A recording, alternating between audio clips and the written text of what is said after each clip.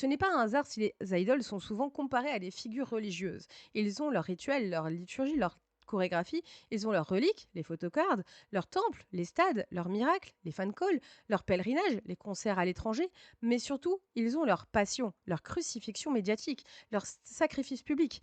Et quand ils tombent, on les pleure, puis on passe au suivant. Bangshan, lui, est encore debout. Mais il a vu, il a compris, il a osé parler. Ce n'est pas un cri de rage, c'est un refus tranquille, un rappel à l'ordre. Il ne veut pas être l'idole qu'on caresse du regard en feignant l'amour. Il veut être respecté comme un homme. Ce qui, dans cette industrie, est probablement l'acte le plus révolutionnaire possible. Alors la vraie question n'est pas pourquoi certains fans agissent ainsi, la vraie question c'est pourquoi la culture les y pousse. Pourquoi valorise-t-on l'épuisement comme preuve d'engagement? Pourquoi le contenu le plus partagé est celui qui viole le plus l'intimité? Pourquoi est-ce qu'on like une vidéo où l'artiste dit qu'il en a marre d'être filmé sans se rendre compte qu'on est en train de regarder cette vidéo? Parce que l'idole, qui n'est plus une personne, c'est une surface de projection, une chimère esthétique, un mythe à consommer. Et nous sommes devenus des collectionneurs de moments volés, des archivistes de l'usure, des adorateurs de performances désespérées. Mais il y a une sortie, une bascule possible. Elle commence là où Chan l'a posée, dans un mot, respect. Pas celui qu'on revendique, celui qu'on offre sans condition. Celui qui ne cherche pas à posséder, celui qui ne se nourrit pas d'épuisement. Parce qu'un jour, il faudra choisir. Est-ce qu'on veut des artistes ou des hologrammes parfaitement obéissants? Est-ce qu'on veut des humains ou des icônes à sacrifier rituellement pour nourrir nos fils d'actualité? Et toi, tu veux quoi?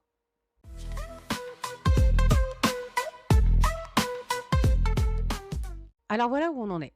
Tu dis aimer, tu dis soutenir, tu dis respecter, mais l'amour sans lucidité n'est qu'une cage dorée. Le soutien sans limite devient une pression. Le respect sans retrait finit par ressembler à une main sur la gorge, polie, discrète, mais bien réelle. Ce que cet épisode t'a tendu, ce n'est pas un miroir, c'est une caméra retournée. Pas pour te filmer, mais pour que tu observes ton propre rôle dans le théâtre algorithmique. Peut-être que tu n'es pas celui qui campe devant un aéroport. Peut-être que tu n'es pas celle qui zoome sur les larmes d'un artiste à bout de souffle. Peut-être. Mais tu es dans la pièce, tu regardes, tu likes, tu partages, tu normalises, même sans t'en rendre compte. Et c'est là précisément que le système gagne. Il te rend complice par passivité, par mimétisme, par habitude. Tu crois être spectateur, tu es acteur. Chaque fois que tu engages avec un contenu intrusif, tu lui donnes de la valeur. Tu en fais une norme. Tu entérines un modèle dans lequel la douleur devient cliquable et le consentement optionnel. Et tu le fais avec les meilleures intentions du monde. Mais comme tu le sais déjà, l'enfer est très bien éclairé par les flashs de téléphone. Tu veux aimer un artiste, commence par respecter sa parole, son silence, son absence, sa rage. Tu veux soutenir une idole, commence par ne pas exiger qu'elle reste à genoux pour t'être reconnaissante. Tu veux être un bon fan, arrête de croire que bon fan, ça signifie présent partout. Être fan, ce n'est pas collectionner des traces, c'est savoir se retirer quand ta présence devient un fardeau. Bangshan l'a dit, d'autres le diront. Beaucoup l'ont vécu sans pouvoir le dire. Mais aujourd'hui, la question reste la même. Tu me filmes ou tu m'écoutes? Et si tu m'écoutes vraiment, alors va plus loin. Ne t'arrête pas ici. Débranche le réflexe. Interroge les automatismes. Crame les scripts sociaux qui te disent que filmer, c'est aimer. Explore les biais que tu nies. Dénoue les fils du consentement confisqué. Et si tu veux continuer ce travail de lucidité, tu sais où me trouver. Chaque semaine dans Cappuccino et Croissant, on démonte les mirages culturels, les narratifs frélatés, les habitudes toxiques que personne n'ose questionner. Et si cet épisode t'a retourné le cerveau ou la conscience, tant mieux, c'était le but. Et ce n'était que le début. Tu veux aller plus loin, découvre mes livres. Ils te parleront d'identité, de pouvoir, de technologie, de trauma, de foi, d'illusion, de beauté, de rage.